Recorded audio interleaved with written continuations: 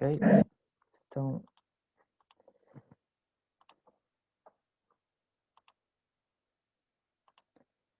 penso que em princípio já estará partilhado o ecrã. Sim, já está. Então vou começar com uma pequenina introdução sobre o tema, para quem eventualmente ainda não tenha ouvido falar do assunto e esteja aqui curioso o que é que são as espécies invasoras. Eu, antes de começar a falar de invasoras, vou só distinguir o que é que são dois grupos grandes de plantas ou de espécies que vou falar bastantes vezes na apresentação. Há um grupo que nós consideramos as plantas nativas, as plantas também chamadas de espontâneas ou indígenas ou autóctones. São plantas que são de cá, que evoluíram cá, ou que evoluíram num determinado território ao longo de milhões de anos, e nós podemos não ter noção disso, mas algumas das espécies que nos rodeiam e com quem convivemos no dia a dia são espécies que já existiam neste território antes da humanidade chegar cá e antes até da humanidade existir.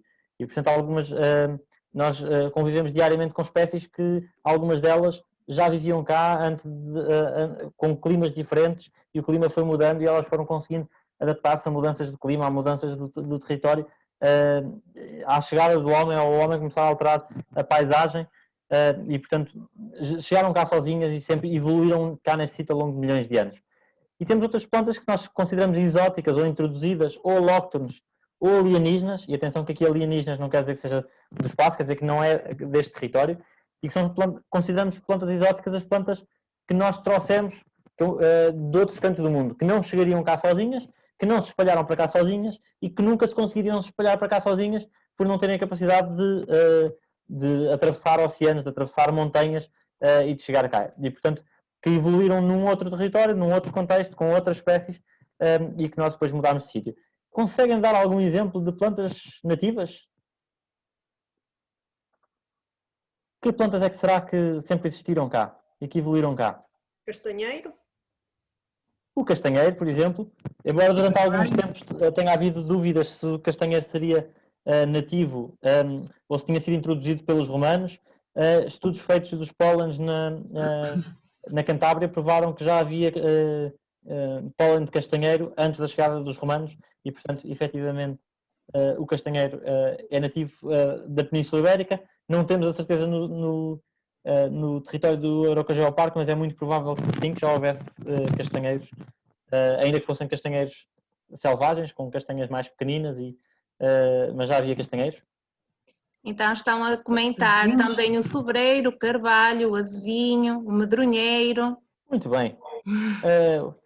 O teixo, o medronheiro, o sobreiro, foram alguns dos exemplos que eu pus aqui. Portanto, tudo isto são plantas que são autóctones, que sempre cresceram cá e que evoluíram cá. Dentro destas ainda há outro grupo que nós chamamos as endémicas, que são plantas que só existem cá. E há um conjunto de espécies que só existem na Península Ibérica, há algumas que só existem mesmo em Portugal. Não sei nenhum exemplo de alguma que só exista mesmo no território do Eurocageo Parque, mas há várias que são endémicas da região e que só existem aqui na região centro de Portugal, incluindo o Eurocageo Parque. E depois, exemplos de plantas exóticas, de plantas que não são de cá. Plantas que trouxemos de outros cantos do mundo. Tomate, eucalipto, acácia, batata, pimentos, árvores de frutos, ailá. Exatamente. Portanto, na realidade, e nós fomos pioneiros nisso, quer dizer, pioneiros não, porque antes de nós já os fenícios tinham começado a trazer coisas para cá, e os romanos, mas na altura dos descobrimentos, com as grandes descobertas marítimas, começámos a trazer coisas de mais longe e mais coisas de outros cantos do mundo para cá. E, portanto, grande parte das coisas de que nos alimentamos hoje em dia, grande parte dos produtos hortícolas, por exemplo, são de espécies que trouxemos na época dos descobrimentos. Batateiro, tomateiro, até o milho, muitas também coisas. Está aqui referido. Também referiram o milho. Sim, e portanto são espécies que de alguma forma vieram a alterar até a nossa economia, a alterar a nossa alimentação. Será que podemos considerar isso mal? Alguém aqui viveria agora sem espécies exóticas? Imaginem a vossa vida sem batata, sem tomate, sem milho, sem chocolate, sem café. Não, na realidade, nós hoje em dia baseamos em muita coisa que não é nativa de cá e produzimos muita coisa exótica, mas isso não é necessariamente mau. E é uma coisa que é importante deixar muito claro, é que nem todas as exóticas nos causam problemas. A maior parte das exóticas não nos causa problemas nenhuns e muitas das exóticas ajudam-nos tanto que hoje em dia já não saberíamos viver sem elas. Na maior parte dos casos, as plantas exóticas, eu tenho aqui um exemplo, a ginkgo biloba, por exemplo, é uma planta ornamental muitas vezes plantada em jardins. Havia aqui outros exemplos, mas não estão a passar. Tinha aqui o milho, por exemplo. Portanto, são espécies que trouxemos de outros cantos do mundo, plantamos cá, ficam onde nós as plantamos e muitas vezes até precisam da nossa ajuda para se manterem. Quando nós temos uma horta, quando temos batateiras, quando temos tomateiros, quando temos milho, quando temos pimenteiros, quando temos tudo isso, temos que os regar, temos que retirar as outras plantas à volta, as outras plantas espontâneas, caso contrário, eles acabam por ser abafados pela vegetação espontânea. E portanto são plantas que, se nós não cuidarmos delas, elas não sobrevivem cá sozinhas e muito menos se espalham. Mas nem todas as exóticas são assim. Algumas exóticas chegam cá, dão-se muito bem, começam-se a multiplicar sozinhas, conseguem espalhar-se e dispersar para longe do sítio onde as plantamos, conseguem formar novas populações, conseguem aumentar o tamanho das suas populações, ou seja, multiplicarem-se tanto que ocupam áreas grandes e substituem a nossa vegetação nativa e que começam a impedir o nosso ecossistema de funcionar normalmente. E é essas que nós chamamos espécies invasoras. Portanto, só chamamos invasoras as espécies que, ponto número 1, não são de cá, ponto número 2, se conseguem espalhar sozinhas, dispersar-se sozinhas, e este sozinhas é muito importante, porque muitas vezes há a preocupação das pessoas com espécies exóticas que estão um pouco por todo lado, mas que na realidade não foram para lá sozinhas, foram sobretudo espalhadas pelo próprio homem, plantadas no território todo pelo próprio homem. Portanto, para ser invasora tem que se considerar que se consegue espalhar sozinhas para longe da planta também e que têm impactos negativos. Alguns exemplos são, por exemplo, os pantalobos, que aparece aqui nesta primeira foto, e a mimosa, que é capaz de ser uma das espécies que a nível nacional é invasora numa maior extensão do território e que temos a mimosa a invadir desde o Algarve até ao Gerês e desde o fundo dos vales até ao topo dos montes. E que é uma espécie que consegue sobreviver em ambientes tão diferentes que, se nós a deixarmos, ela vai ocupando o espaço todo. Mas é muito importante que fique claro que nem todas as exóticas são invasoras. Vou só esclarecer aqui outra palavra que muitas vezes é confundida com invasora, que são os infestantes. Nós ouvimos muitas vezes falar de infestantes, as pessoas às vezes chamam infestantes às invasoras, e é importante esclarecer que invasoras são espécies que, por definição, não são de cá, não chegariam cá sozinhas e que nos causam problemas. Plantas infestantes são plantas que atrapalham as nossas atividades, quer sejam nativas, quer sejam exóticas. E pus aqui, por exemplo, a imagem de um trevo que, quando nascem, por exemplo, no meio de um relevado, são consideradas infestantes do relevado. Por muito que até sejam plantas nativas e plantas até bastante úteis, porque adubam o solo, mas consideramos infestante qualquer planta que atrapalha as atividades humanas. E, portanto, não vamos falar de infestantes nesta apresentação, vamos estar a falar só das invasoras, plantas exóticas que trouxemos para cá e que atrapalham as nossas atividades. Jael, antes de avançar, só aqui para esclarecer Sim. a questão da Otília, que refere que a Austrália é um dos países que mais espécies exóticas invasoras manda para Portugal.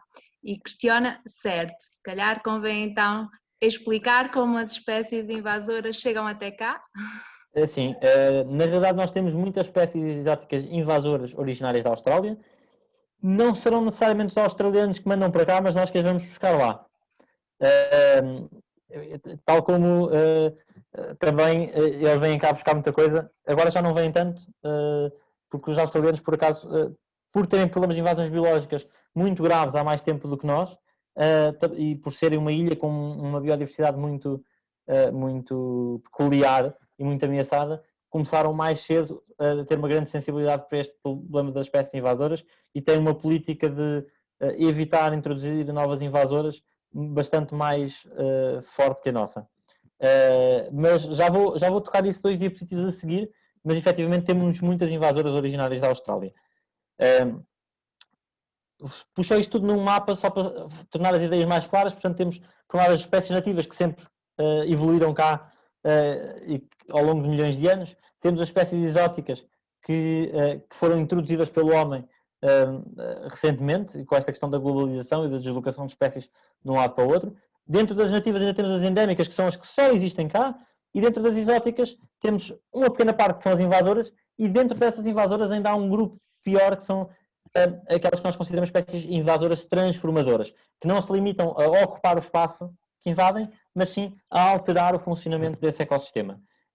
E se compararmos, por exemplo, o impacto que tem uma mimosa no ecossistema com o impacto que tem, por exemplo, uma erva rapa, eu não tenho aqui imagem neste momento, mas eu daqui a bocadinho já vos vou mostrar, que é uma plantinha que aparece muito ao longo dos rios e em terrenos mais úmidos e que aparece por todo o país, mas que apenas ocupa espaço, não altera o funcionamento do ecossistema. E depois temos as infestantes que, independentemente de serem nativas, endémicas, invasoras, exóticas, são plantas que no sítio onde estão não nos dão jeito. Resumindo, é isso. E como é que elas chegaram cá? Muitas delas trouxemos mesmo propositadamente de outros cantos do mundo, como plantas inteiras, como sementes, como plantas agrícolas, como plantas ornamentais para embelezarem os nossos jardins, como árvores de sombra, como árvores de madeira. Muitas das plantas exóticas chegaram cá porque nós as trouxemos de propósito, porque nos dava jeito e porque nos pareceram que a utilidade delas compensava trazê-las para cá. Muitas vezes desconhecendo os riscos, e na altura, antigamente, quando ainda não se sabia o suficiente sobre espécies invasoras, olhava-se apenas para a utilidade e não se pensava que riscos é que se corria com isso. E muitas das plantas, por exemplo, as mimosas foram introduzidas sobretudo para fixar terrenos e taludes e para produzir madeira, porque produziam madeira muito rápido, e tendo em conta que no início do século XX havia população a passar fome por falta de madeira para cozer o pão, as mimosas foram muito úteis na altura, acabando com a fome em muitos sítios, porque efetivamente produziram madeira muito rápido. Depois veio-se a perceber que produziam madeira a mais demasiado rápido e em demasiados sítios, e em sítios para onde não se queria e que era impossível controlá-las. Impossível? Não, mas muito difícil. Muitas delas também chegam como infestantes em vasos de plantas ornamentais. Por exemplo, quando nós compramos uma plantinha, muitas vezes vêm outras plantinhas pequeninas à volta, ou sementes que vêm na terra e que facilmente se depois germinam e que se podem tornar invasoras. Também misturadas com a carga de caminhões, quando se, por exemplo, constroem estradas e há transporte de terras de um lado para o outro, facilmente se transportam sementes no meio e se ajuda a dispersar plantas invasoras. E também agarradas a barcos, e quando digo barcos não estou a falar só de navios, mas também de pequenos barquinhos e até caiaques, redes de pesca, canas de pesca, pode ser o suficiente para transportarmos pequenos fragmentos de plantas que possam enraizar. E eu agora estou a falar tudo sobre plantas, nós também temos animais invasores, eu vou tocar mais à frente em alguns deles, não vou desenvolver muito sobre os animais invasores, mas vou apenas referir alguns. Com licença. Não é Covid, o Covid não dá espirros. Ora bem, uma coisa curiosa é precisamente que estavam a referir que temos muitas espécies invasoras que vêm da Austrália. Isto porque o clima que nós temos, e nós, embora a Aroca já não esteja propriamente em clima mediterrâneo, ainda está um pouco na transição do clima mediterrâneo para o clima atlântico, e o clima da Península Ibérica é um clima raro no mundo. Faz parte da bacia mediterrânica e é no fundo um clima que existe em muito poucos sítios no mundo, geralmente na parte sudoeste dos continentes. Temos na Califórnia, temos na Austrália, em África do Sul e no Chile. E, portanto, em muitos destes continentes temos áreas mediterrânicas e áreas de transição entre climas mediterrâneos e climas temperados. E, portanto, quando nós trazemos espécies destes locais para Portugal, elas, como já estão adaptadas à partida ao nosso clima, ao mesmo clima que nós, elas chegam e muito rapidamente se adaptam cá. Porque já não têm que conseguir adaptar-se aos nossos invernos frios e chuvosos e aos nossos verões quentes e secos. Já estão adaptadas a esse clima. E, portanto, nós trazemos-las para cá e elas automaticamente dão-se muito bem. E quando nós vamos ver a nossa lista de plantas ornamentais nos hortos, vemos a quantidade de plantas que estamos a ir buscar especificamente a estes sítios. Porque são plantas que, como estão adaptadas a um a um clima muito seco e quente no verão, são plantas que sobrevivem bem sem rega no verão, conseguem aguentar também os invernos frios e, portanto, dão-se bem com necessidade de poucos cuidados. Depois, se por acaso coincide elas também se conseguirem reproduzir bem cá e não dependerem, por exemplo, de polinizadores muito específicos ou de dispersores de sementes muito específicos, se elas cá se conseguirem dispersar, basicamente conseguem completar o ciclo e facilmente se tornam invasoras. Por isso é que temos tantas plantas invasoras originárias da Austrália, como é o caso das acácias todas, como é o caso das mimosas, como é o caso das áquias. Temos muitas plantas invasoras também da África do Sul, por exemplo, o chorão das areias, que era muito utilizado como ornamental. Temos plantas originárias do Chile e da África e da América do Sul, dessas regiões temperadas da América do Sul, por exemplo, a erva das pampas. E temos plantas originárias da Califórnia, como a papoila da Califórnia, que agora se está a começar a espalhar, com a moda dos prados floridos e que vem muitas vezes até na mistura de sementes, mas que vai ser um problema brevemente. E quando nós vemos a quantidade de plantas exóticas introduzidas em Portugal, e atenção que estou a falar de exóticas, vemos que quando eu estava a falar dos descobrimentos, efetivamente, na altura dos descobrimentos, começou a aumentar o número de plantas que não eram de cá e que estavam introduzidas em Portugal. Mas reparem que quando entramos no século XX, a curva começa a disparar e podem imaginar como é que continua a curva até 2020. Reparem que este gráfico é só até 2005. Portanto, nós estamos a aumentar drasticamente o número de espécies introduzidas em Portugal. Neste momento, 1/5 das espécies que temos em Portugal são espécies exóticas. Apenas uma pequena parte delas são invasoras. Só que uma pequena parte de muitas espécies são demasiadas para nós conseguirmos lidar com elas. E a verdade é que estes dados, reparem que estes dados já são antigos, portanto já são de 2008. Portanto, nós temos cada vez mais espécies em Portugal e todos os anos estamos a descobrir novas espécies exóticas introduzidas em Portugal e, infelizmente, novas espécies invasoras a causar problemas, o que é um ritmo demasiado rápido para nós conseguirmos resolver todos esses problemas e acompanhar todos os problemas que estão a ser causados por espécies exóticas invasoras. Se nós observarmos a forma como as invasoras se instalam na natureza e alteram o funcionamento dos ecossistemas, é muito semelhante à forma como uma espécie invasora se instala e cresce com a forma como um tumor se desenvolve num organismo. Portanto, no fundo, as plantas exóticas invasoras são como um cancro no ecossistema. Um cancro no sentido em que temos um organismo ali que não está a obedecer às regras daquele ecossistema, que vai ocupando o espaço necessário para o ecossistema funcionar e vai começando a fazer colapsar funções do ecossistema. Da mesma forma como um tumor ocupa espaço no organismo e começa a impedir os órgãos afetados de funcionar normalmente. Esta semelhança é tão grande que, recentemente, cada vez há mais estudos sobre a semelhança entre a forma como as invasoras se espalham e os tumores, e a ciência oncológica que estuda os cancros está a vir buscar muitas ferramentas e ideias, digamos assim, ao estudo das invasões biológicas e vice-versa. Portanto, uma invasora a espalhar-se num ecossistema, no fundo, funciona também criando metástases em novas áreas e que se vão depois desenvolver e transformar em manchas invadidas e acaba por deixar de funcionar o ecossistema. Aqui temos alguns exemplos de espécies invasoras que podem ser problemáticas em Portugal. Destas 4 espécies que estão aqui a ilustrar, só uma delas é que ainda não foi detectada em Portugal. Qual delas?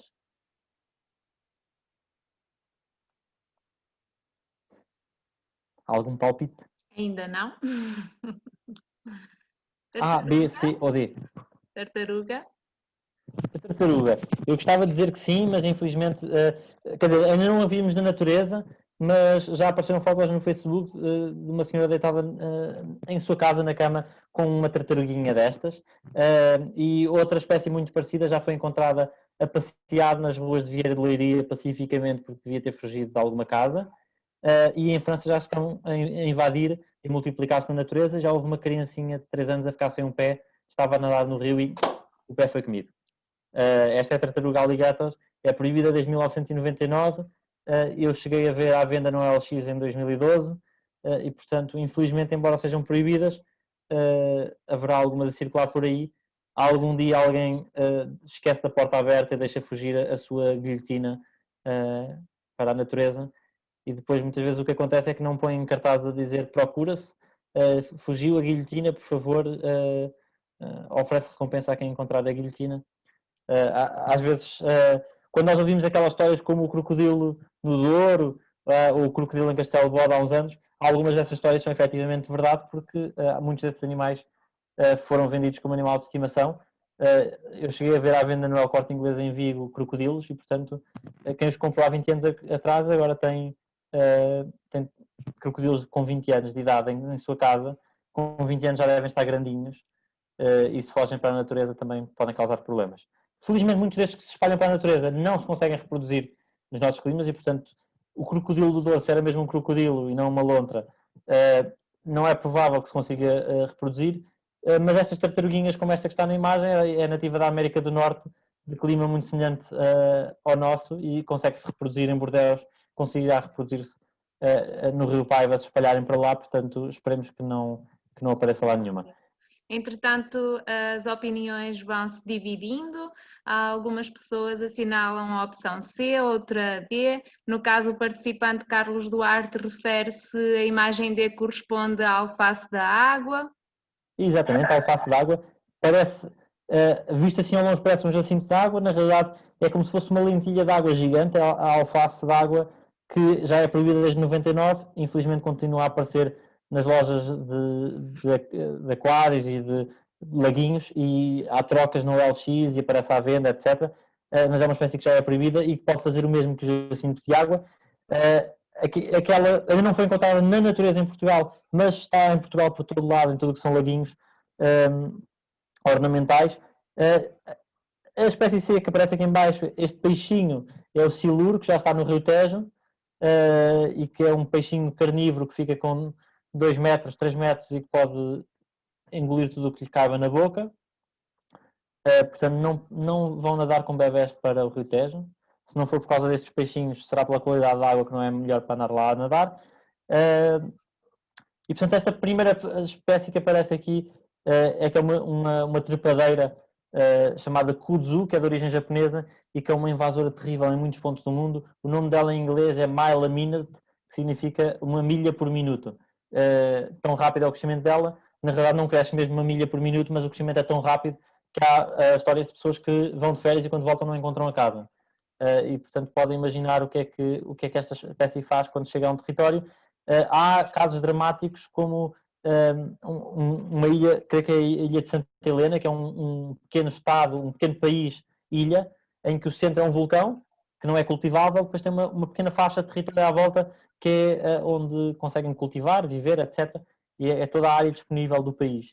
E está invadido por isto e, portanto, é dramático porque deixam de conseguir ter agricultura, deixam de conseguir gerir o território, isto invade casas, invade jardins, impede a circulação, chega a fechar estradas onde não passam muitos carros, isto consegue fechar a estrada e, portanto, é mesmo problemático. Nós em Portugal já tivemos... Desculpa, Jael, só a partilhar que o participante Carlos Duarte refere que foi confirmar ao LX e encontrou mesmo à venda a alface da água. Pois. Siluros não aparecem muito à venda porque não dão jeito num laguinho, senão se calhar também já lá estavam. Mas esta Kudzuwein, esta milha por minuto, que não está em Portugal, também já ouvi falar pessoas que em trocas de sementinhas e tudo, a dizerem que iam mandar vir porque é maravilhoso para as dores, é uma espécie que tem propriedades medicinais, mas imagino que não seja bom para as dores de cabeça. Aliás, isto deve ser excelente para criar dores de cabeça a quem a tenha. Jael, podes repetir, se faz favor, o nome da primeira espécie? Kudzu. Kudzu. Ok, obrigada. Nós em Portugal já temos alguma legislação sobre espécies invasoras há algum tempo, embora essas sejam as mais recentes. Há uma legislação mais antiga que é 3 dias antes do 25 de Abril foi aprovada a proibição de utilizar jacinto de água em Portugal, porque era problemático nas colónias e esperava-se que não chegasse cá. Infelizmente já é conhecido de todos que já está um pouco por todo lado e tantos anos depois de ser proibido as pessoas continuam a utilizá-lo e continuam infelizmente a espalhar para novos rios, e já temos grande parte dos nossos grandes rios invadidos por jacinto de água. Vamos aqui.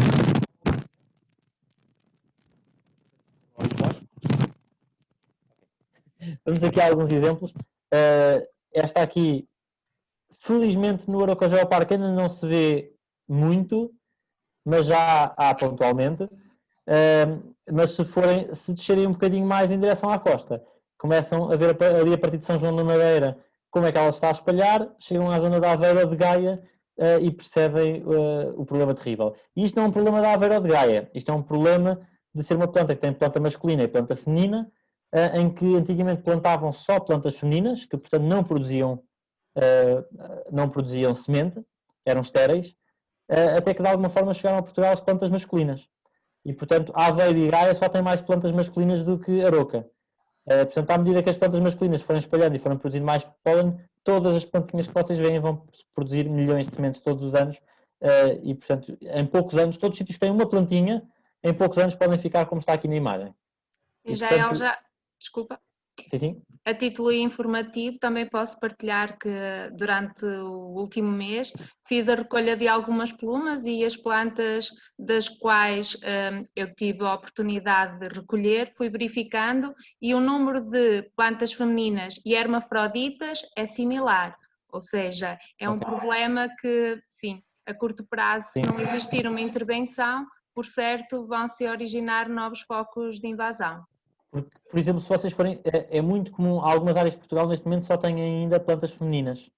E, portanto, aquilo que eu estava a chamar de plantas masculinas, que na verdade são hermafroditas, porque têm também flor com parte masculina e parte feminina, à medida que essas plantas que têm a parte masculina aparecem, os territórios onde elas estavam sossegadinhas nos jardins e continuam sossegadinhas nos jardins, de um ano para o outro começam a espalhar-se.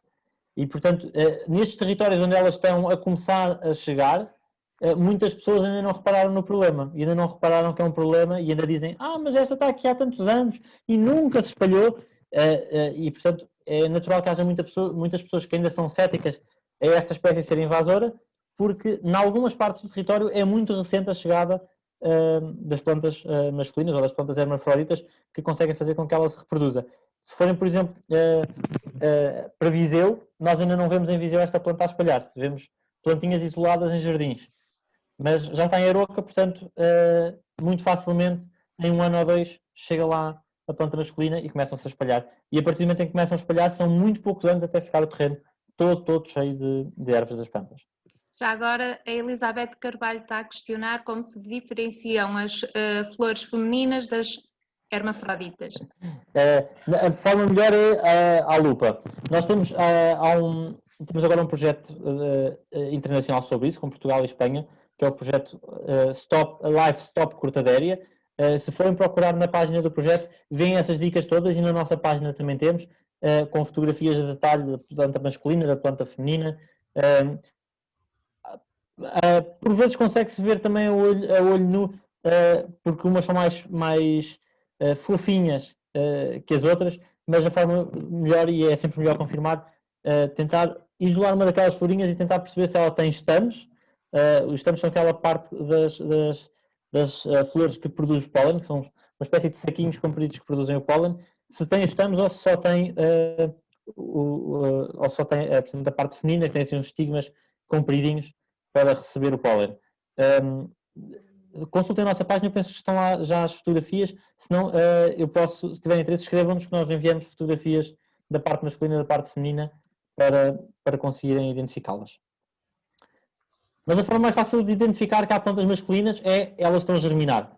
É tão simples como isso. Se há plantas a germinar em algum sítio na proximidade, as plantas masculinas estão por perto. Conhecem esta plantinha?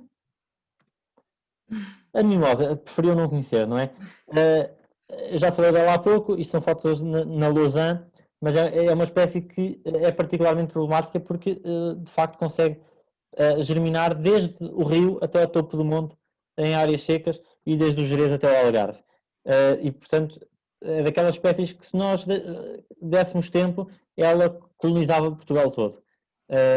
E o problema dessas espécies invasoras é que elas, a partir do momento em que se estabelecem num determinado local, é muito, muito difícil retirá-las de lá e elas sozinhas não vão sair de lá.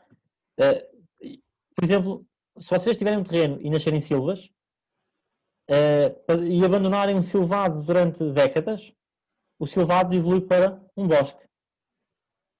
E o bosque, um feixal ou um carvalhal, mesmo que esteja como bosque, se entretanto houver um incêndio ou uma tempestade e caírem árvores, volta a ter plantas de prado, volta a ter arbustos, volta a ter silvas e volta mais tarde a recuperar para bosque. A partir do momento em que chegam a mimosas a um determinado território, se passar um incêndio, aquilo fica um acacial ainda mais denso. Se passar uma tempestade, aquilo continua a ser um acacial. Se cortarmos, aquilo volta a ser um acacial. Ou seja, aquilo para a sucessão ecológica e desaparecem todas as espécies que poderiam estar lá a viver.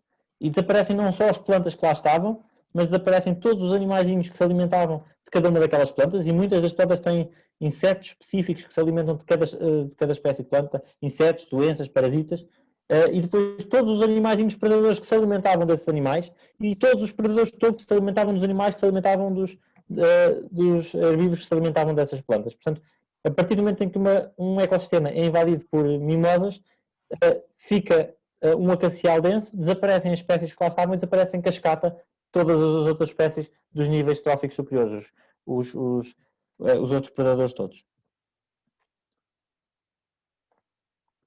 Conhecem esta também há por aí? Devem estar agora a começar a germinar um pouquinho por todo lado. Confesso que nunca a observei aqui no território. Em Aveiro, sim, aqui ainda há zonas onde há menos. Aveiro, Santa Maria da Feira também. Aqui, por acaso, confesso que ainda não a vi. Esta espécie é uma oxalis, chamam azedas, porque ela tem um sabor azedo e ela consegue deixar campos todos amarelinhos. É um problema, embora possa ser muito bonito, e eu quando era miúdo adorava isto e costumava chupar os cauzinhos disto, mas é um problema grave, sobretudo porque elas já ocupam o espaço todo e eliminam a vegetação nativa toda. Nós temos uma quantidade de espécies que de plantinhas anuais ou de plantas de bulbo que durante o verão estão secas, mas que depois agora, quando vêm as chuvas de outono, elas germinam debaixo dos carvalhais, e plantas que até aproveitam as próprias áreas florestais de carvalhal, que ficam agora sem folhas para nascerem debaixo do carvalhal. Essa espécie faz um manto tão denso que elimina toda a diversidade de espécies que lá vigilham nesses prados. Mas ainda mais grave que isso, é uma planta que tem muito ácido oxálico e que, quando invade prados que servem de pastagem, acaba por impedir a fixação de cálcio pelos animais que estão a pastar lá, começam a ter deficiências de cálcio, estão com deformações dos ossos e eventualmente até com falência renal e morrem. E é um problema bastante grave. No fundo, o efeito no organismo é o equivalente a vocês beberem Coca-Cola todos os dias, a todas as refeições, porque impede a fixação de cálcio também. Portanto, o ácido da Coca-Cola faz um pouco mesmo. Em princípio, não ouvi dizer que a Coca-Cola pudesse provocar falência renal. Em princípio, não, mas o problema do cálcio é semelhante. Já agora dou nota que, entretanto, alguns participantes informaram que existe cá no território.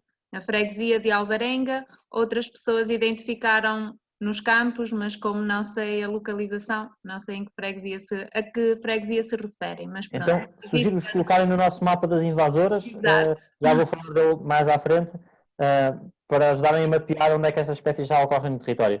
O chorão das praias é uma espécie ornamental, com uma flor muito bonita, verdinha o ano todo e que aguenta seca, e por isso era introduzida muitas vezes em jardins. Quando havia aqueles cantinhos de jardim onde não se dava mais nada, punham para lá uns carpobrotes, um chorão das praias. Infelizmente, muitas vezes foi colocado também junto à costa em praias e dunas, para fixar as dunas. Infelizmente, o que ela faz é tapa tudo e mata todas as plantas que lá viviam, e portanto temos hectares e hectares e hectares de costas cheias dela. Ainda por cima é uma planta que flutua e consegue flutuar no mar sem morrer com o sal, e portanto consegue se dispersar até ao longo das costas.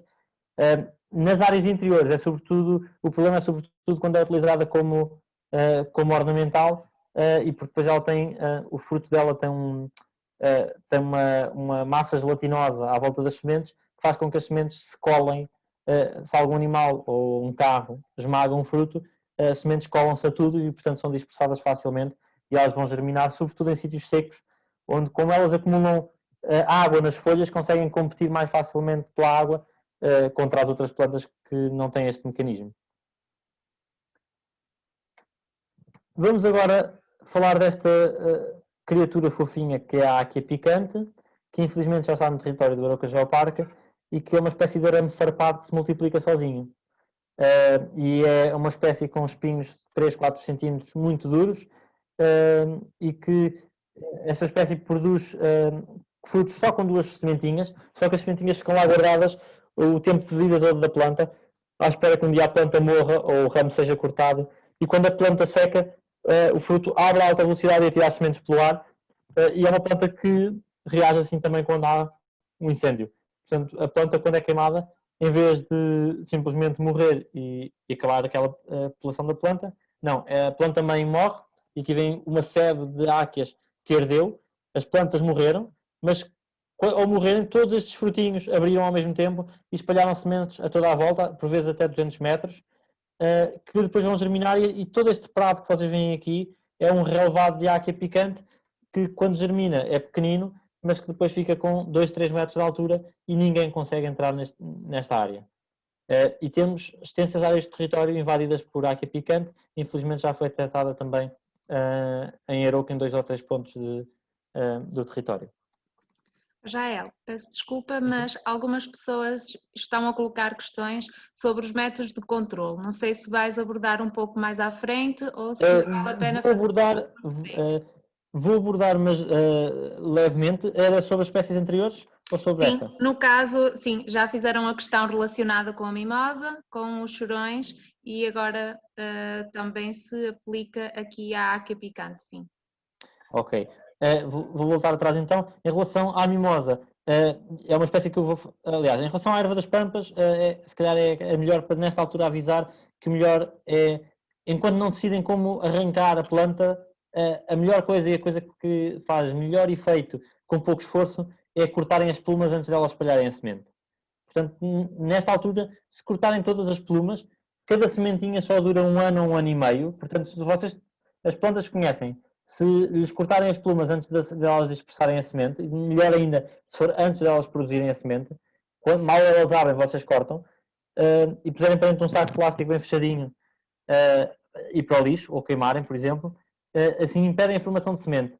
Se não houver semente, esta planta não se espalha. Portanto, depois é só terem o trabalho de ir lá arrancar a planta com raiz, ou quando são poucas, por exemplo, pôr um plástico preto em cima durante o verão e ela cose, basicamente. E é a forma com menos esforço para matar estas plantas. As acácias. Desculpa, Jael. A maior... Desculpa, ainda relativamente à erva das pampas, qual é a época de formação das sementes? Geralmente é no final do verão. Final de agosto, setembro, algumas agora em outubro.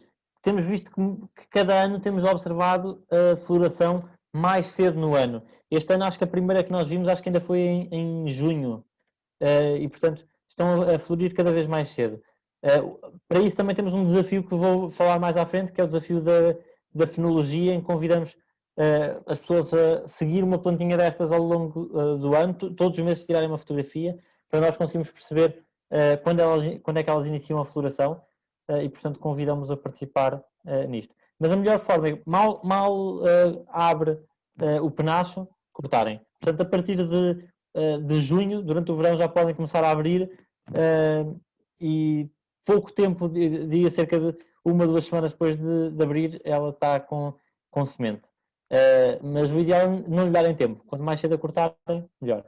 Claro que muitas dessas vão abrindo penachos, não todos ao mesmo tempo, vão abrindo ao longo do tempo. Portanto, ainda vemos nesta altura penachos a abrirem e a formarem-se. Portanto, em alguns sítios ainda vão a tempo de controlar.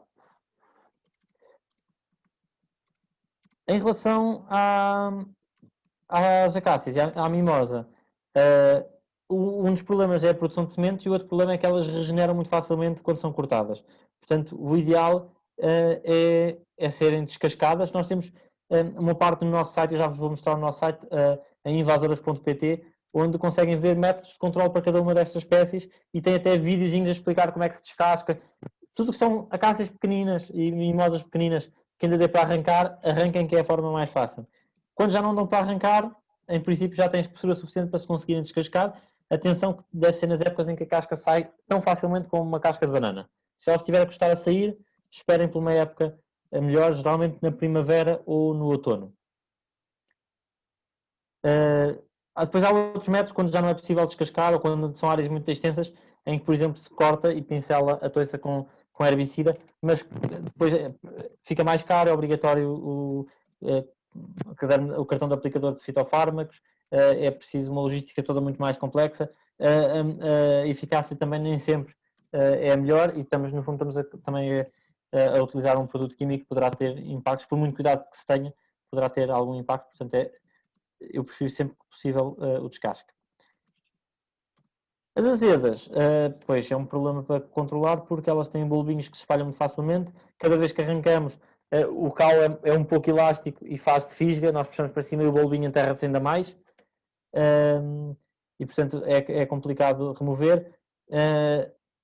Também alguns já têm resistência aos herbicidas. Métodos mecânicos, só se for, por exemplo, um ensombramento e a solarização com plástico preto, mas também mata isto, mas mata tudo o resto que está no solo. E, portanto, é daquelas espécies que não temos assim nenhuma solução muito fácil para conseguir controlar. O chorão das praias é relativamente mais fácil, porque basicamente é arrancá-lo e evitar espalhar a semente. E muitas vezes tem que se fazer várias ações de controle, mas o arranque é o suficiente. É daquelas que é mais fácil de fazer e muitas vezes até com voluntários consegue fazer. Há aqui picante.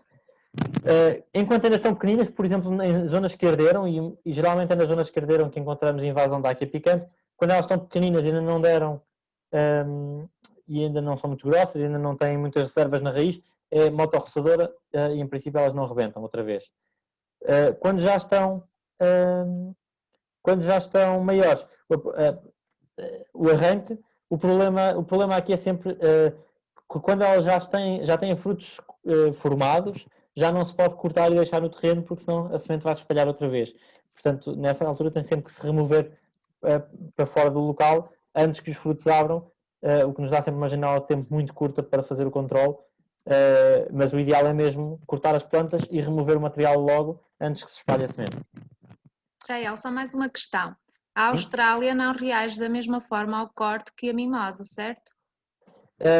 As duas, a Austrália reage mais ou menos da mesma forma que a mimosa. Ambas rebentam muito facilmente, ambas são muito agressivas na forma como rebentam novamente e conseguem lançar rebentos também de raiz. Ambas dão para descascar. Depois, quando são descascadas ou quando se aplica a herbicida, podem reagir de forma diferente, mas geralmente só a corte, a reação de ambas é igual, que é lançar novos calos. Há acácias que não reagem da mesma maneira, nomeadamente a acácia de espigas, que eu penso que aí não há tanto, e a acácia de espigas não rebenta de toiça geralmente, e por isso é raro rebentar da toiça, portanto podemos cortar a rente, e quanto mais rente cortarmos melhor, e menor a probabilidade de voltar a rebentar. Mas a Austrália e a mimosa, as duas rebentam muito. Okay. Pronto, só salientar que o descasque pode ser sempre aplicado em plantas que tenham a casca lisa, certo? Sim. Mesmo que tenham, assim, quanto mais irregular for a casca, mais difícil é o descasque. Não quer dizer que seja impossível, mas é mais fácil não ficar bem feito. E é mais difícil de o fazer. Especialmente quando há árvores muito grandes que já têm calos muito irregulares, ou árvores que já foram cortadas muitas vezes e que já têm a toiça com as rebentas e tudo, acabam por ser muito difíceis de conseguir descascar. Portanto, às vezes, o facto de as cortarmos, estamos a dificultar mais tarde vir a matá-las, porque o descasque, no fundo, é o que funciona melhor, porque a seiva vai das raízes para as folhas pelo interior, pela madeira, e vem das folhas para as raízes, a trazer os açúcares que são produzidos nas folhas, vem pela casca. Quando nós retiramos a casca a toda a volta e até à base, no fundo estamos a interromper o fornecimento de energia às raízes e as raízes vão morrer à fome, e quando as raízes morrerem, a planta morre de pé e pode ser cortada.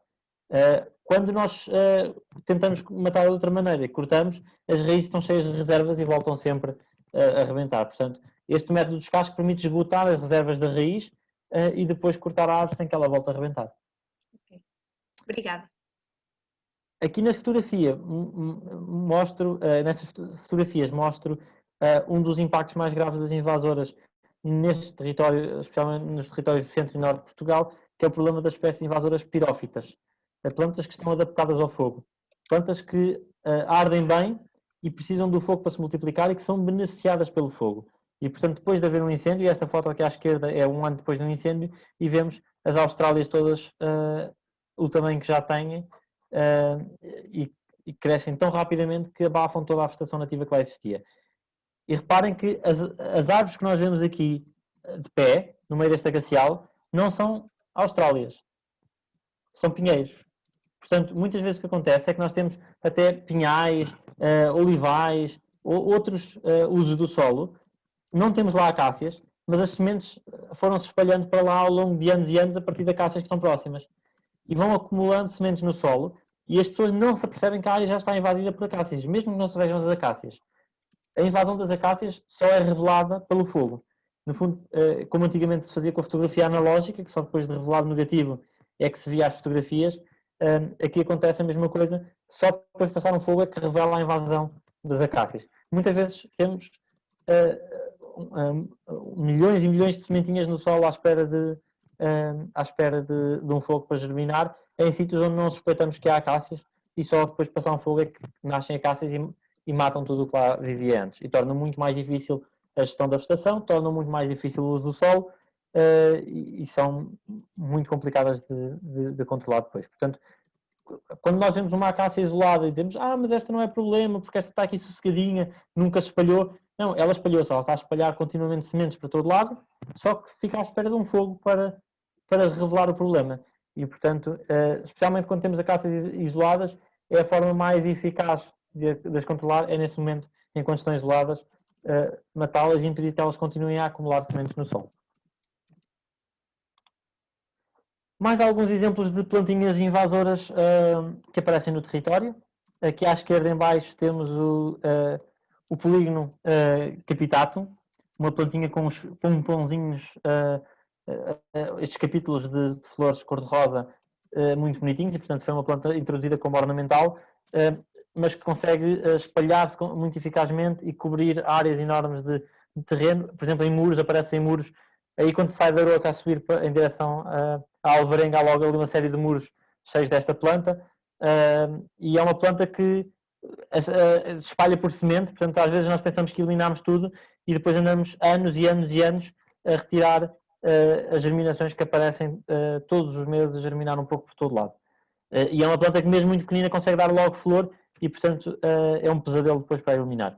Aqui aparece a Crocosmia, que é uma planta ornamental de jardim que produz bolvos e que se está espalhada ao longo da maior parte dos rios da região. E se nós formos ali ao Paida, vemos esta planta que quando não está com flor é muito discreta, mas depois vemos no início do verão, assim, umas áreas cor de laranja no rio, que é esta planta a espalhar-se.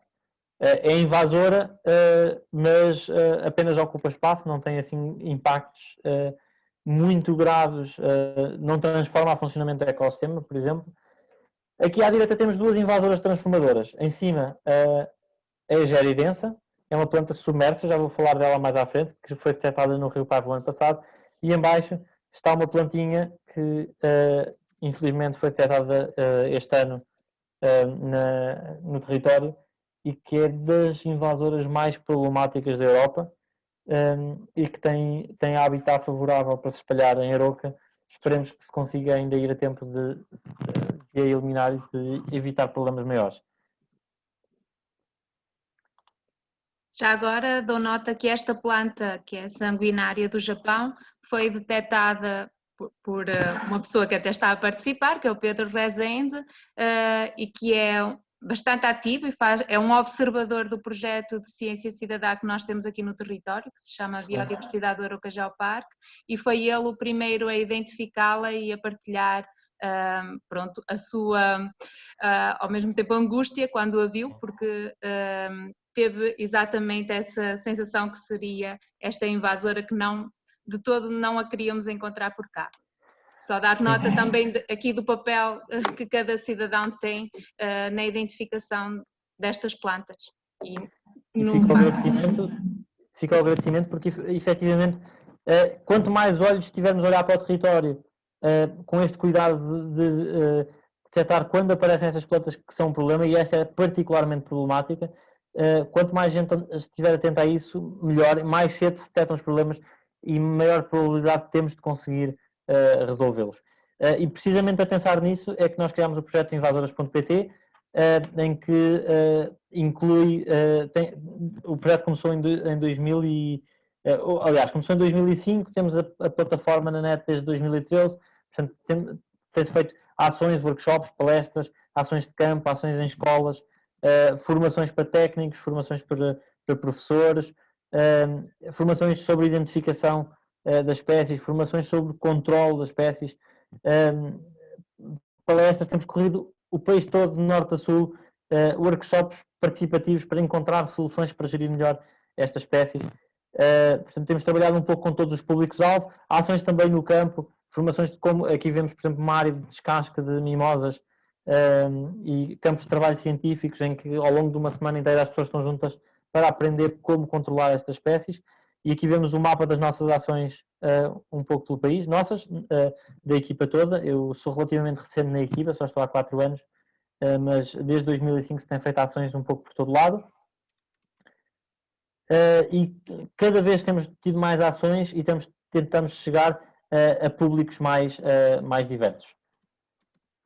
Temos a página invasoras.pt, que podem consultar. Temos agora a página nova este ano, mudou de logo e tudo. Isto ainda aparece aqui com o logo antigo. E, portanto, temos a página onde pomos o máximo de informação sobre as espécies, sobre como controlar, para que seja mais fácil chegar ao público em geral.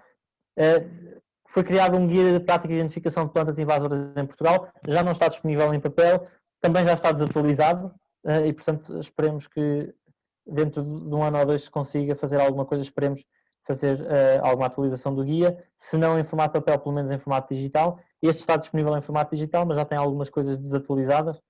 Faltam espécies, porque estão sempre a chegar espécies novas e a legislação também, entretanto, já mudou. Muito mais espécies entraram para a lista. Temos estes marcadores que também temos espalhado com alguma informação sobre algumas dessas piores invasoras. Eu não sei como fiz aqui uns riscos na apresentação. Não sei se está para limpar. Ok. Desculpem lá só. Estava a ver se conseguia retirar os riscos. Ok. Não está a atrapalhar, pois não? Conseguem ver?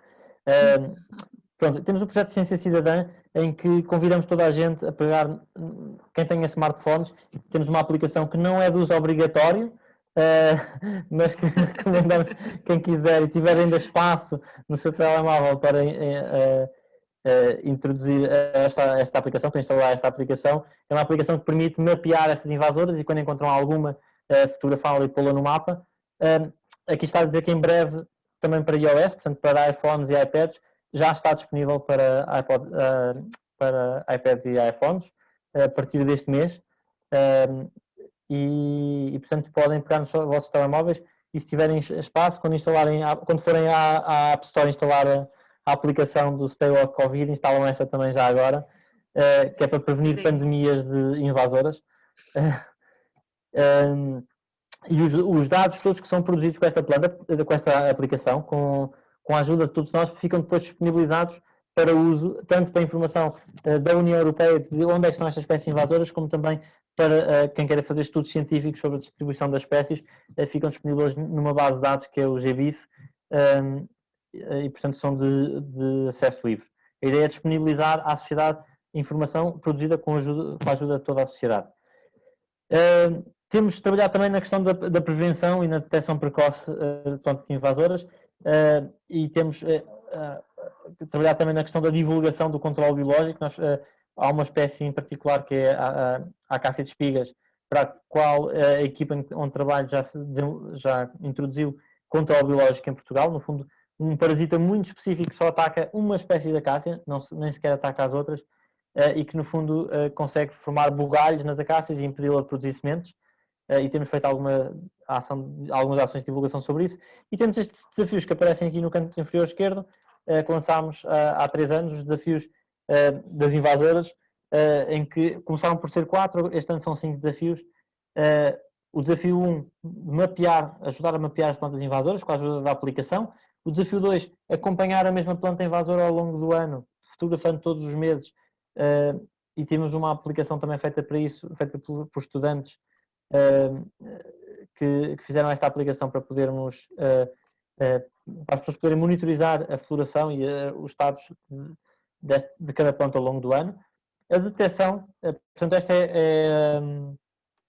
este é o desafio mais difícil, que é detectar novas espécies invasoras, espécies que estão a expandir e que estão marcadas no nosso site com a informação de alerta, como é o caso da sanguinária do Japão, da Falópia japónica. Portanto, quem detectou esta espécie aí no Arouca Geoparque pode inscrever-se nos desafios e marcar esta espécie, e já está com avanço para ganhar o desafio no próximo ano. Já agora eu aproveito para fazer aqui uma correção, porque eu tinha identificado o Pedro, mas foi o Pedro e o Joaquim, portanto são duas pessoas que fazem um trabalho em equipa bastante intenso e portanto nomeei um e injustamente não fiz referência ao outro. Já agora Então, aproveito. lanço o desafio de se corrigir. inscreverem no desafio 3 e marcarem os pontos que têm de Falópia japónica, porque nós depois vamos fazer a avaliação do desafio 3. O desafio 3 é aquele que é mais difícil de participar, porque no fundo é até as espécies que ainda são raras a nível nacional, mas que são das mais graves, porque estão a chegar agora. Mas por outro lado, quando a pessoa encontra, é o desafio mais fácil de ganhar, porque alguém que encontra um foco de invasão, quanto mais pontinhos à volta marcar, nós depois vamos avaliar quem é que detectou mais espécies de alerta ou quem é que detectou mais pontos de alerta. Portanto, facilmente ganham o desafio 3 no próximo ano, formam aí uma equipa e podem participar. Depois há prémios, os prémios vão mudando de ano para ano, não sei quais são os prémios no próximo ano, mas estão convidados a participar. Temos o desafio... Desculpa, Jael, está aqui uma questão que é: a aplicação fica dentro da app Invasoras, portanto, creio que se refere a estes desafios. Aqui temos duas aplicações. A aplicação para mapear, que é utilizada no desafio 1 e no desafio 3, e a aplicação para acompanhar a fenologia, Okay. Que é outra aplicação à parte. Esta informação está na nossa página. Obrigada.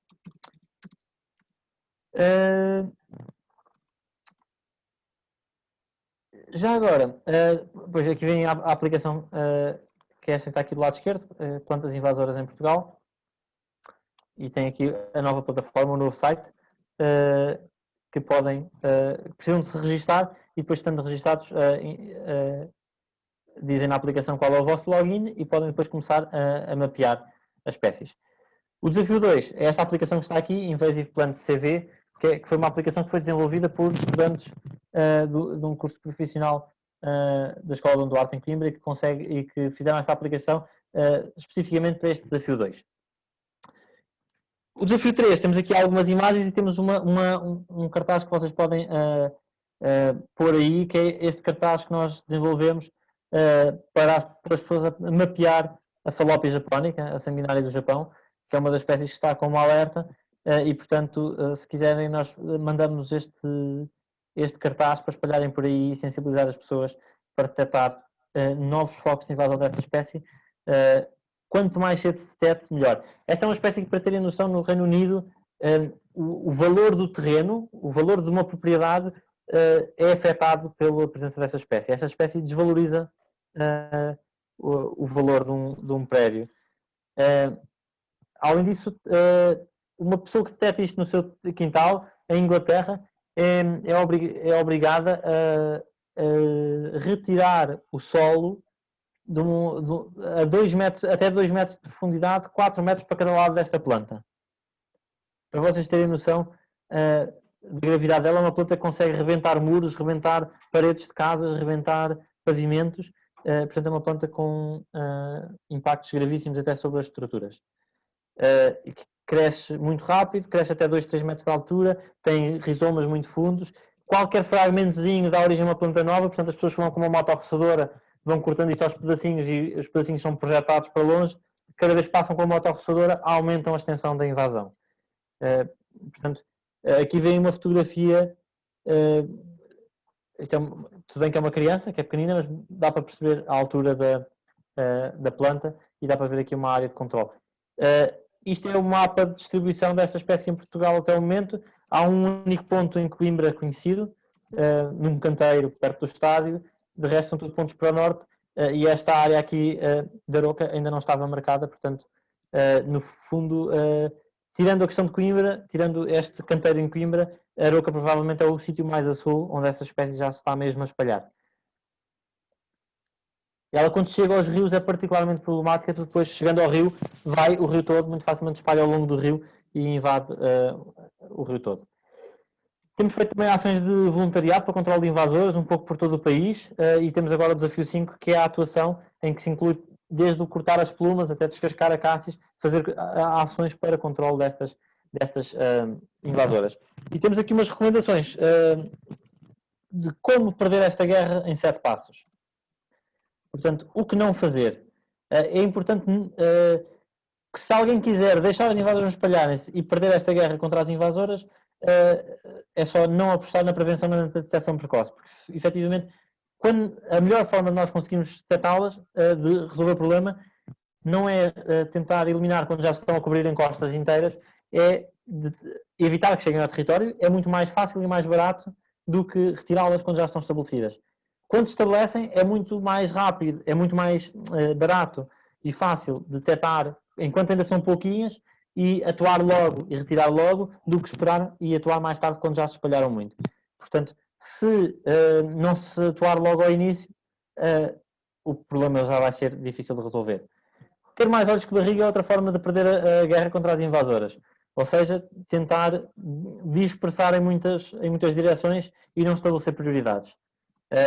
O ideal é concentrar o máximo de atenção nas áreas que são mais prioritárias, nas espécies que são mais prioritárias, portanto, em sítios importantes para a conservação, em sítios que são importantes para algum uso muito importante, em sítios que são frentes de invasão em que elas estão a espalhar para sítios que não queremos de todo que elas cheguem, e, portanto, os núcleos que estão isolados e as espécies que chegaram há pouco tempo e que são particularmente graves para o território, como é o caso da sanguinária do Japão, essas são as prioridades. Se nós tentarmos controlar tudo e mais alguma coisa em todo o território, não vamos ser capazes de controlar bem, portanto vamos perder a guerra.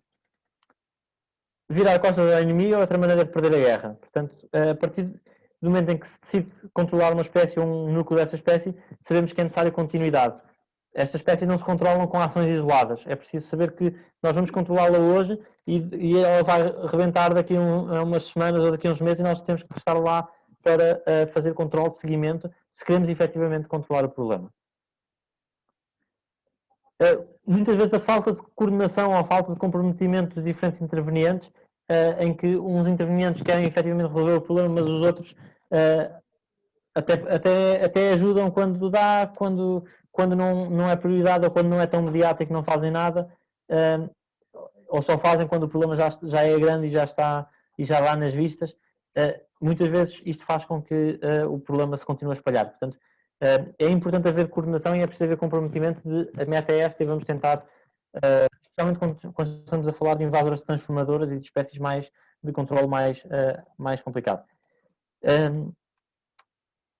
A outra forma de perder a guerra é promover ou ignorar as consequências da perturbação.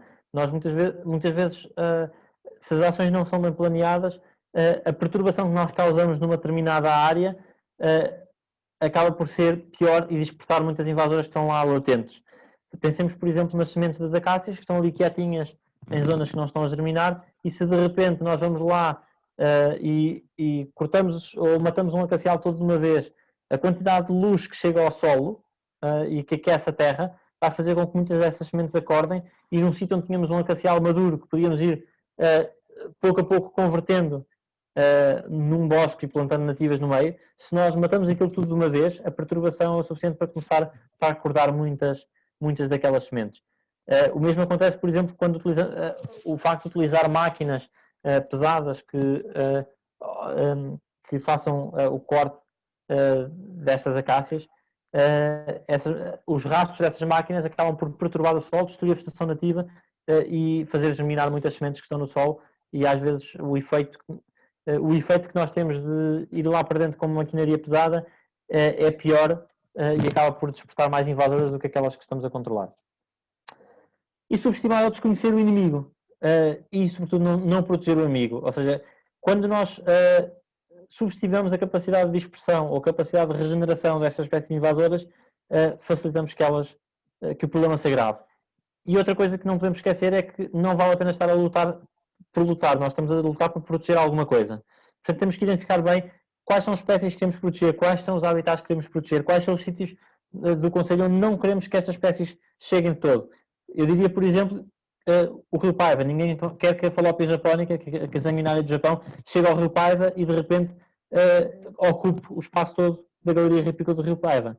E, portanto, no sítio onde virmos que ela está a descer um vale que vai chegar ao Paiva, então são os sítios que nós temos que atuar com urgência para proteger os valores naturais que temos. E quem diz o Rio Paiva diz uma série de outros sítios emblemáticos que temos no território e onde não queremos que estas espécies cheguem.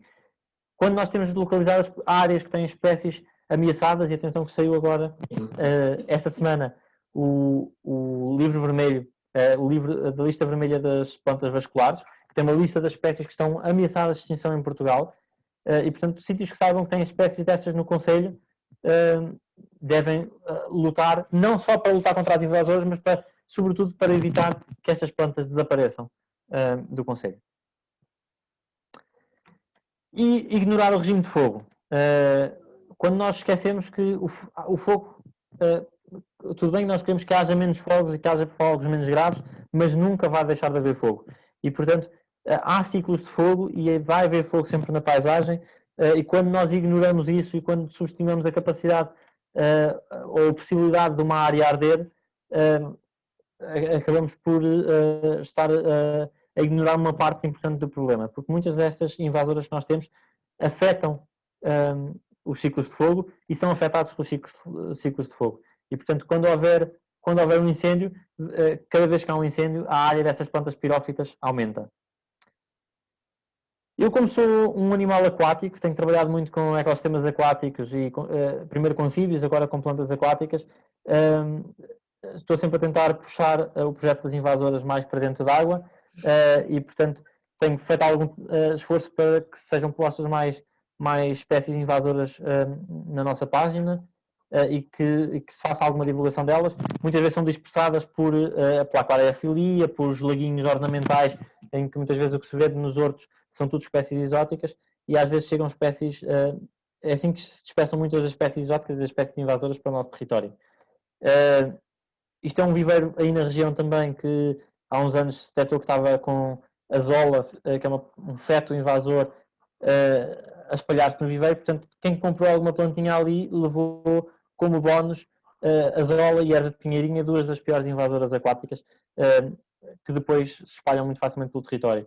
Também a agricultura, e nomeadamente aquilo que eu estou a estudar neste momento, que são os arrozais, como é agricultura em áreas úmidas, acaba por servir também para espalhar muitas invasoras aquáticas. E as embarcações de pesca, as embarcações desportivas, os equipamentos de pesca, as canas de pesca, ou os anzóis, muitas vezes basta um fragmento minúsculo de uma plantinha que fica presa num anzol e que é ignorada, para, se nós podemos assim para outro rio, aquilo poder-se soltar e espalhar para lá as plantas, ou levarmos material de um barco para fazer rafting num rio e depois a seguir dobramos, desenxuflamos aquilo, vamos para outro rio e lá no meio vão fragmentos de plantinhas que depois podem pegar nos outros rios e muitas vezes é assim que se espalham invasoras de um lado para o outro. Também as escolas são vetores de invasoras aquáticas, nomeadamente o uso das elódias para a observação dos cloroplastos, que vem nos programas escolares e nos manuais escolares, e não deveria porque é proibido ter elódias. Portanto, no fundo, estamos a dizer aos professores para fazerem uma coisa ilegal, mas que todos os manuais escolares de biologia têm a observação dos cloroplastos na elódia. E podiam utilizar outras plantas e plantas nativas para ver a mesma coisa. O jacinto de água é o problema de plantas aquáticas mais conhecidas. Felizmente não temos no município, não temos no território. As plantas flutuantes invasoras são as mais fáceis de detectar porque estão à superfície. E o jacinto de água é o caso mais emblemático. Mas não é o único e tem obviamente impactos enormes porque mata tudo o que está para baixo, faz sombra, no inverno apodrece dentro d'água, mas temos muito mais plantas invasoras flutuantes, há algumas até pequeninas, como a azola e a lentilha d'água, que se espalham até mais facilmente e de forma mais discreta e muitas vezes aparecem em tanquezinhos, em laguinhos, e portanto quando as pessoas, por exemplo, resolvem fazer algum laguinho ou embelezar o seu tanque e trazer plantinhas de algum outro sítio, corremos o risco de levarem invasoras destas. Nós estávamos aqui há uns tempos a tentar ajudar uma pessoa que tinha um lago a pôr plantas nativas e um dia alguém lhe foi oferecer um balde com as plantinhas lindas que tinha encontrado em Águeda e então dentro do mesmo balde as plantinhas lindas que lhe tinham oferecido era jacinto d'água, erva pinheirinha, lentilha d'água exótica e azola. Tudo junto no mesmo balde. Portanto, com um balde iam conseguir matar tudo o que vivia naquele lago. Infelizmente, também temos plantas flutuantes enraizadas que se estão a tornar invasoras. No farm chicano, que chegou há pouco tempo, as ludovijas, que são um problema gravíssimo e que agora já estão também aí relativamente perto em Águeda. Temos plantas de margem, que são invasoras, e depois temos as submersas, que são as primeiras a passar despercebidas, porque as pessoas não reparam muitas vezes no que é que está a crescer debaixo d'água, e é aqui que encontramos a Egeria densa, ou a Elódia densa, que é uma planta que vive submersa e que foi detectada o ano passado no Rio Paiva, e que as plantas submersas são importantes a oxigenar a água, servir de abrigo para os peixes, etc. O problema das invasoras é que têm tendência a crescer sem controle nenhum, porque não têm parasitas, não têm predadores, muitas vezes têm as plantas que se escolhem para os aquários, são plantas que à partida são muito pouco exigentes em termos de nutrientes, em termos de qualidade de água, e por isso espalham-se com muita facilidade, e como não têm predadores, nem parasitas, nem doenças, não estão em pé de igualdade com as nossas, crescem muito mais rápido e preenchem as massas de água todas e destroem a biodiversidade toda que está debaixo d'água.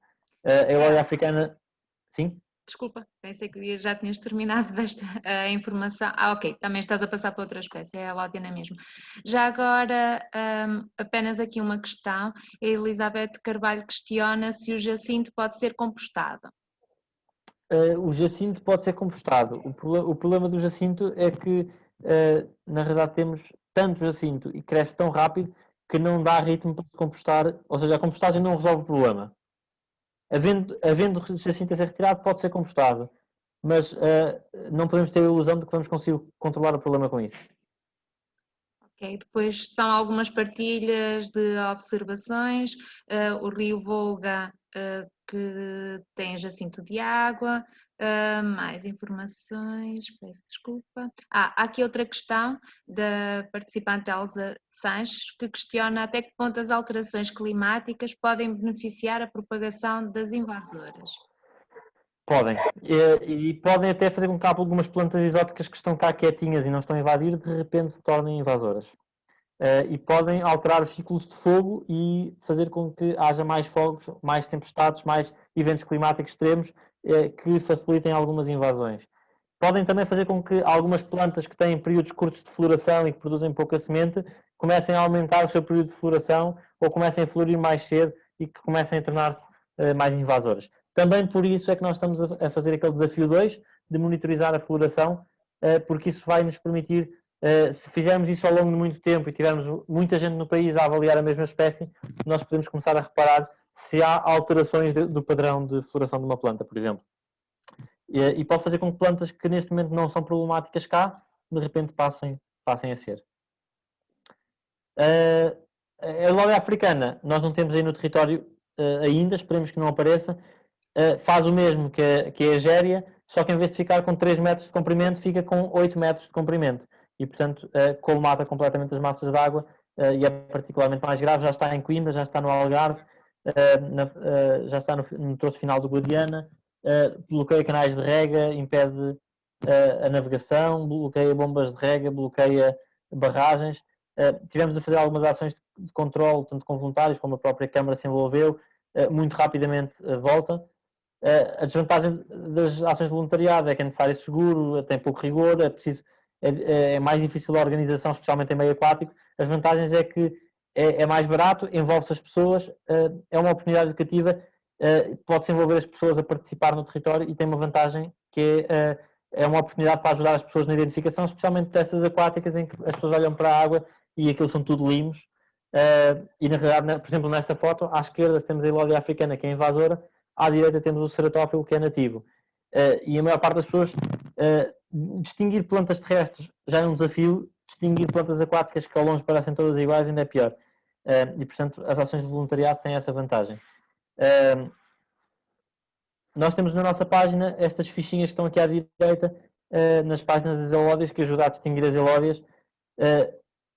Quando virem coisas que parecem elódia, arranquem um pedacinho e reparem quantas folhinhas saem do mesmo nó, para perceber se sai só uma, se saem 4 ou 5, se saem 3, porque isso é essencial para distinguir as plantas. E podem, por exemplo, fotografar, cortar mesmo um nozinho para ver, por exemplo, isto é uma elódia canadense, isto tem 3 folhinhas por nó. Isto é uma egéria, tem 4 folhas por nó e tem de vez em quando nós duplos, onde parece que saem, são 2 nós muito perto uns dos outros, e é nestes nozinhos que elas enraizam. Uma foto assim é perfeita para identificar a planta, e para quem não saiba identificar e não sabe se é invasor ou não, e não sabe se põe numa aplicação ou põe noutra, porque não sabe se é invasor ou não, pode pôr, por exemplo, nesta aplicação do Biodiversity for All, que ajuda a mapear tudo o que é biodiversidade, nativa ou exótica, e que tem a vantagem de que a aplicação ajuda a identificar as espécies. E, portanto, se virem que é um invasor, então depois vão à nossa aplicação também pôr. Mas mesmo que só ponham nesta aplicação, nós depois vamos lá às vezes espreitar para espécies que são problemáticas, ver que pontos é que já foram detectados e, portanto, é na mesma útil. Sim, Jael, já agora o nosso projeto está alojado no Biodiversity for All. Portanto, perfeito. Sim, as espécies já estão lá carregadas, algumas delas. Já agora, se não te importares, creio que deva ser professora, porque está a sugerir outras plantas para se observarem, cloroplastos, e que não sejam invasoras. Por exemplo, as espigas d'água. As espigas d'água, ou Spotomogeton, aparecem aqui dentro d'água. São plantas aquáticas, têm folhas transparentes submersas, que são excelentes para observar os cloroplastos também. Consoante a região, há espigas de água diferentes, há regiões onde não é assim tão fácil de as encontrar. Se tiverem muitas dificuldades, escrevam-me que eu arranjo ou digo onde arranjar mais próximo para poderem fazer a observação e para não utilizarem invasoras, para não terem invasoras nas escolas e também porque os miúdos conhecem, todos os miúdos conhecem elódias e ninguém conhece plantas aquáticas nativas. Porquê? Porque todos na escola, pelo menos quem seguiu as áreas de biologia, toda a gente fez a observação da elódia à lupa ou ao microscópio e ninguém fez a observação das nativas. Portanto, conhecer as nativas é muito importante e também nas aquáticas. Eu agora tinha uma outra parte da apresentação, mas se calhar já me estou a estender demasiado no tempo, não? Que horas são? Tinha previsto 1 horinha e meia, mas não sei. Já ultrapassámos a 1 horinha e meia, sim. Pronto. Não sei então, se queres acrescentar mais alguma coisa de uma forma mais rápida para finalizar? Ou...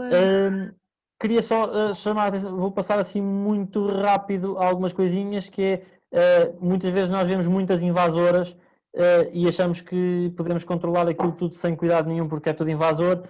E eu há uns anos atrás, quando trabalhava com anfíbios, já reconhecia muitas invasoras, mas não conhecia as plantas aquáticas nativas e, portanto, um dia cheguei a este lago, vi isto com tanta espécie invasora e recomendei à Câmara Municipal da Figueira da Foz para limpar isto tudo e pôr só invasoras. Até tinha ali uma nativa no meio, uma espiga d'água, mas pronto, era uma nativa, a gente tirava tudo e depois punha nativas outra vez. Acontece que, passado uns anos, eu voltei, surge o projeto da Lista Vermelha, e eu fui começar a ajudar a mapear plantas aquáticas nativas. E aí descobri que esta espiga d'água que eu tinha visto não era uma espiga d'água qualquer, era o Potamogeton lucens, que é uma espécie que estava quase desaparecida de Portugal, desaparecida da região e que é uma espécie criticamente em perigo de extinção em Portugal. E que havia neste lago na Figueira da Foz e que desapareceu. E eu fiquei cheio de remorso porque não sei se foi em consequência da minha recomendação de limpar aquele lago e tirar as invasoras todas. Qual é o objetivo de eu vos contar esta história? É que muitas vezes nós estamos focados só nas espécies invasoras que queremos controlar, às vezes estamos a destruir espécies que era importante estarmos a salvar. E, portanto, uma recomendação é quando nós estamos a agir num determinado território e a procurar invasoras, tentarmos também ir nos informar quais são as espécies raras e ameaçadas cá no território, para que quando estamos a fazer algum controle de invasoras, estejamos atentos se lá no meio está alguma delas. Destruir algumas espécies comuns no meio das invasoras ou com as ações de controle de invasoras não é muito grave, mas destruir espécies que estão criticamente em perigo de extinção para eliminar a invasora que está ao lado já é grave. E por isso é muito importante estarmos atentos a isso. Felizmente saiu agora recentemente a lista vermelha das plantas e, portanto, recomendo toda a gente procurar a página da Lista Vermelha e informar-se. Nós, no ano passado, criámos um projeto que foi as Charcas de Noé, que foi focado em plantas aquáticas e que, no fundo, foi fazer isso mesmo, fazer mapeamento, com a ajuda da população, de plantas raras e de plantas invasoras, as duas. Por um lado, para a população conhecer ambas, e por outro lado, para depois podermos fazer conservação in situ, em que fomos aos sítios que tinham essas plantas, retirar só as invasoras com cuidado para salvar as nativas. E retirar um pedacinho das nativas para propagar, para as salvarmos também, formos em jardins botânicos, etc. E requalificar algumas massas de água urbanas para que estavam cheias de invasoras para pôr só nativas. E depois painéis de comunicação. Pronto, e portanto a ideia é, quando nós estamos à procura das espécies e a mapear, se pudermos estar à procura destes dois grupos, das que são raras e que estão ameaçadas e das que são invasoras e que são um problema, por um lado ficamos a conhecer muito, a perceber muito melhor o problema e percebemos que muitas vezes o problema das ameaçadas é precisamente as invasoras e quando estão lado a lado as invasoras ganham e portanto se nós pudermos dar uma ajudinha nisto e controlar as invasoras salvando as raras, melhor ainda. Já agora, esta expressão que nós utilizamos, que são as plantas RELAP, é uma sigla que significa plantas raras, endémicas, localizadas, ameaçadas ou em perigo de extinção. É uma sigla complicada, mas que permite incluir, por exemplo, plantas que não são raras a nível nacional nem mundial, mas que, por exemplo, localmente são raras, ou que são pouco comuns, ou que só há num sítio, e que por algum motivo interessa manter no território. Por exemplo, aqui nesta foto de trás, a primeira espécie que aparece aqui é o nenúfar amarelo, que não está ameaçado a nível nacional e muito menos global, existe na Europa toda, mas que, por exemplo, no Mondego já só há um indivíduo, uma única plantinha, e que está coberta de jacintos. E, portanto, nós fizemos algumas ações para as eliminar. Passem no projeto, procurem a lista vermelha da flora vascular e informem-se das plantinhas raras. Infelizmente, nas aquáticas, a lista de plantas que desapareceram do país em poucos anos é enorme. E, portanto, há mesmo uma lista enorme de plantas que não foi possível tratar uma única em Portugal há décadas. E há muitas que reduziram drasticamente a sua área de distribuição e, por isso, e muitas delas são plantas bonitas, ornamentais, que estamos a tentar salvar também por esse motivo. Então fizemos essas ações para procurar onde é que elas estão, com a ajuda dos voluntários. Fomos a locais onde tinha... Reparem que aqui deste lado direito é o mesmo sítio, o nenúfar está ali no meio, abafado pelos jacintos, e nós fomos lá de caiaque com voluntários remover os jacintos para o nenúfar conseguir apanhar sol durante um mês mais e não morrer no ano passado. Este ano vamos fazer a mesma coisa até encontrar uma solução definitiva para o problema. Pronto, agradeço a vossa atenção e participação e que estejam atentos no território do Geoparque, porque realmente temos aí valores naturais fantásticos, tanto biológicos como geológicos, e que tudo isso pode ser degradado, porque mesmo a geologia pode ser degradada por invasoras. Imaginem alguns daqueles sítios onde temos matos maravilhosos, cheios de espécies raras e que nos permite observar as rochas que temos à volta. Imaginem se começarem a germinar lá mimosas, se começam a germinar lá outras invasoras que alteram o ecossistema e que acabam por tapar completamente até destruir ou tapar os valores ambientais que queremos observar. Obrigada, Jael. Eu iria agora então propor que durante um bocadinho, se alguém quisesse fazer uma questão e eventualmente ligar o micro, está à vontade para tal. Como também ao longo da apresentação as questões foram sendo colocadas, não sei se ainda existe alguma dúvida que queiram esclarecer.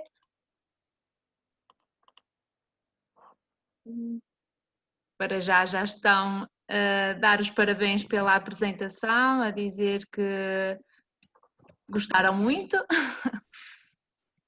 Pronto, e a agradecer, portanto, creio... ok. Sr. Carlos, sim, claro, força. Está. É uma pergunta mais de questão de caráter prático que outra coisa que é assim, muitas vezes formam-se grupos voluntários para isto, para aquilo. Nós temos algum grupo de trabalho com voluntários para trabalhar nesta área de remoção de infestantes aqui, ou vocês contam apenas com grupos de pessoas ligadas ao Geoparque? Portanto, nós ainda não temos propriamente um voluntariado organizado para podermos intervir de uma forma mais concertada. Agora também esta situação da pandemia veio-nos atrasar esse que era um dos nossos objetivos a médio prazo. Mas sim, o envolvimento de todos é essencial, quer neste sentido de pertença ao território, quer também para o conhecimento daquilo que é uma ameaça.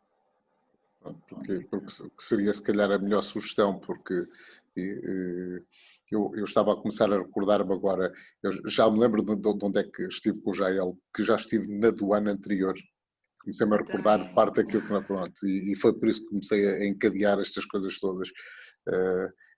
Mas realmente acho que devíamos começar a passar da formação teórica para ter um grupo de pessoas para além das pessoas que trabalham habitualmente no Geoparque, nem que tivéssemos grupos de voluntários para fazer o mapeamento, ou grupos de voluntários para periodicamente ir ao terreno e começar a tratar das investigações, como eu tinha escrito a certa altura, tratar-lhes da saúde, não é? Exato.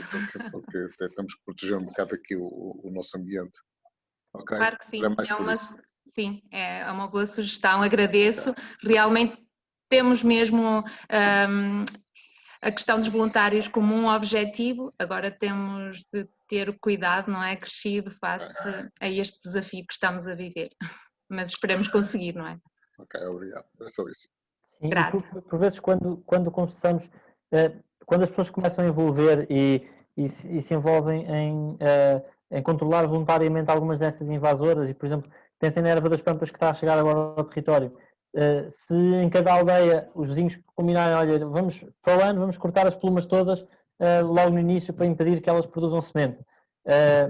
Começa a ser um hábito e começam pouco a pouco a resolver o problema. E alguns destes problemas, se as pessoas se envolverem efetivamente, e às vezes essas espécies que se estão a espalhar e que ainda estão no início da invasão e que há um tufinho aqui e outro tufo ali, ainda é relativamente fácil resolver o problema enquanto são poucas. E, portanto, mesmo poucas pessoas, mesmo um grupinho pequeno, mas motivado, se atacar nos sítios certos, nos sítios que são prioritários, nos sítios que estão agora a começar a espalhar e nas novas espécies que estão a invadir, conseguem ver a diferença. E às vezes isso é a diferença entre as pessoas desmotivarem porque não conseguirem ver resultado nenhum ou atacarem nos sítios certos e verem que efetivamente estão a fazer uma diferença e que estão a conseguir salvar o território. E obviamente isso traz motivação e traz mais capacidade de atuação. Sem dúvida, sem dúvida. Já agora aproveito só para fazer aqui um breve esclarecimento, porque ao início já ele partilhou que amanhã estaríamos aqui no território. Amanhã iremos fazer uma visita técnica mais dirigida para os senhores presidentes de junta, não é? Porque eles conhecem, têm uma proximidade, em primeiro lugar, à área da sua freguesia, têm um conhecimento também muito particular relativamente à sua população e por isso são sem dúvida um elo que queremos que nos auxilie para, de certo modo, contrariar aqui o avanço das invasoras no território. Portanto, só esclarecer que a visita de amanhã é uma visita técnica muito específica para estes dirigentes, não é, que têm de estar envolvidos nesta situação. Relativamente à questão que o Jael falava, é certo que temos de ver resultados, não é? Para nos motivarmos e conseguir depois também persuadir as outras pessoas de que vale a pena lutar, às vezes por mais inglório que possa parecer, mas a médio prazo, por certo, os resultados começam a dar sinal e a dar-nos valor à intervenção que estamos a fazer. Não sei se mais alguém quer fazer alguma questão.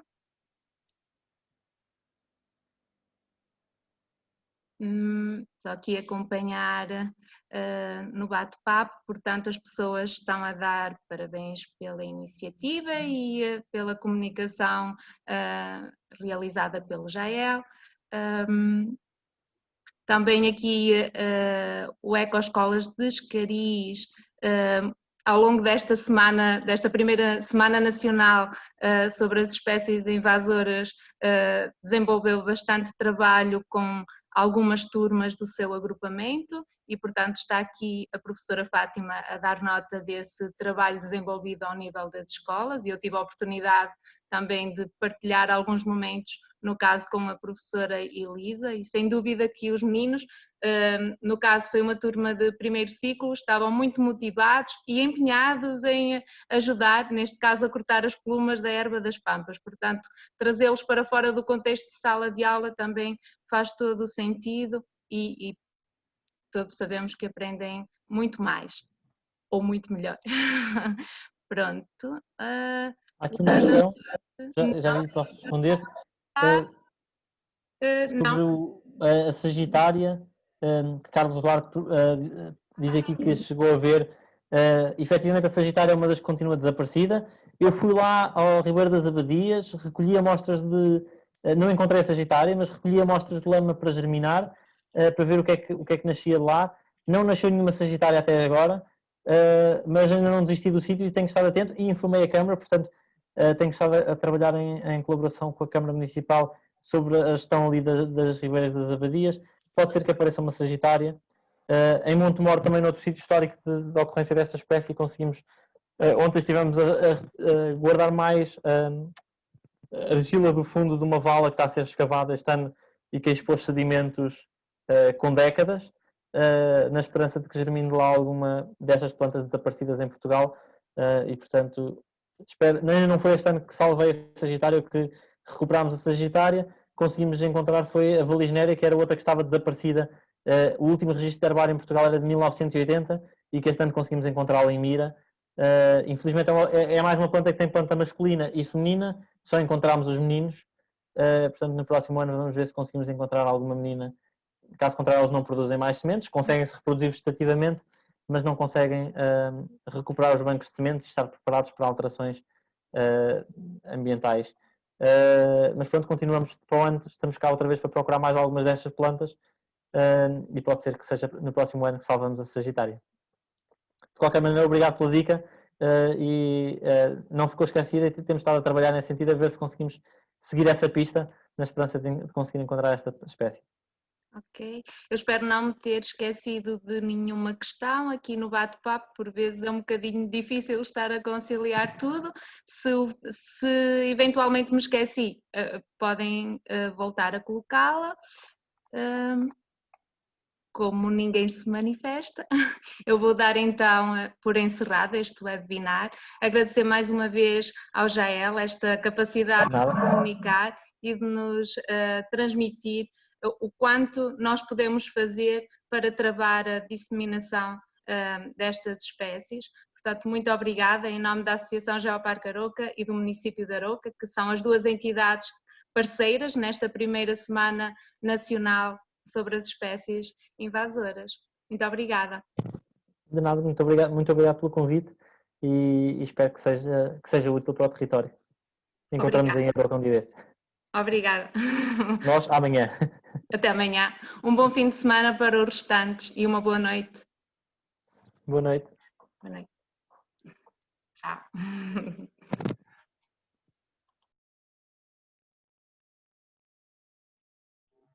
Boa noite. Boa noite.